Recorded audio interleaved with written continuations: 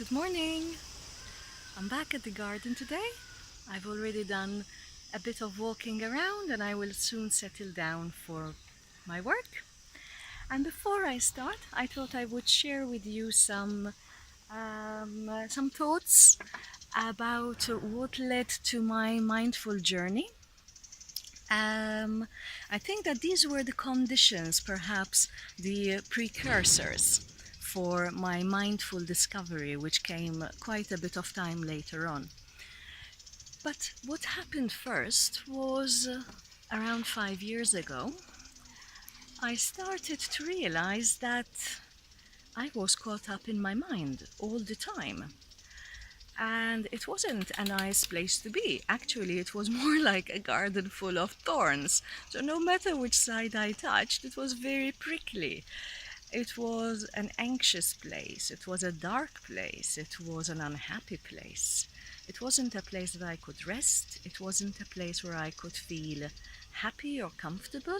Even going out with friends, it took me ages to relax. It took me ages to disassociate from those voices in my head. And that was it. There was this constant narrative, this constant voice which was anxious, which was unhappy, which was constantly telling me how hard it was to live my life.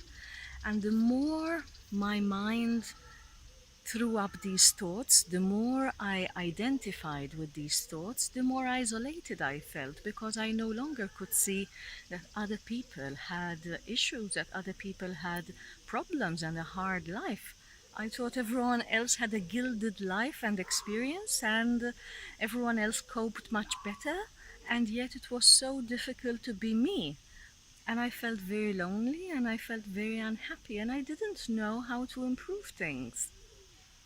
And slowly I started realizing that I had this mind identification, this constant voice in my head.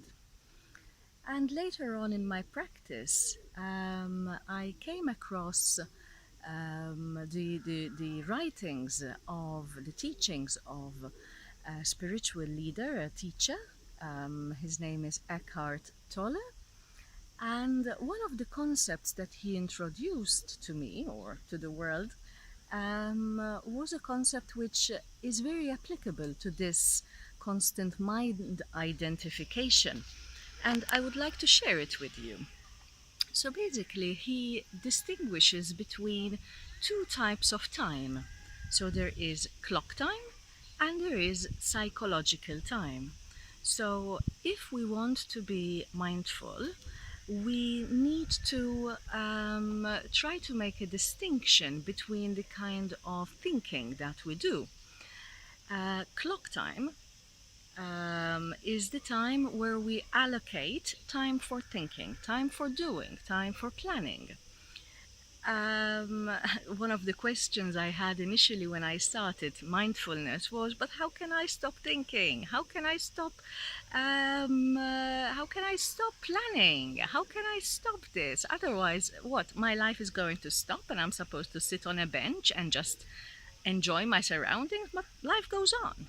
So yes, we allocate clock time for our to-do list, for our job, and the more we can separate clock time from psychological time, the more focused we become and the more productive we become as well. On the other hand, there's psychological time.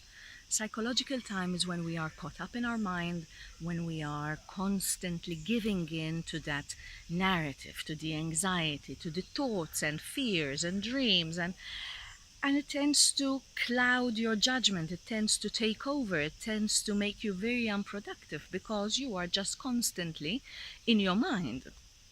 Also, if I'm still thinking about work as I'm driving and something happens on the road, then I will go from 0 to 100% aggression and road rage in a nanosecond, because I'm carrying the feelings from work or from an argument into my other spheres in life. So it is something to give a little bit of thought to, basically. I think this distinction between clock time and psychological time. it is the psychological time that we need to reduce as much as possible so that we can inhabit a calmer place when we are being mindful in our everyday to-day tasks, eating and driving and enjoying our time with friends. And then there is clock time because life needs to go on. And so that is when we have our to-do list. I love lists and I love ticking off things on this list. And I find that this concept really helps me. That's it for today. I wish you a very good Friday, a mindful day, a productive day. See you later.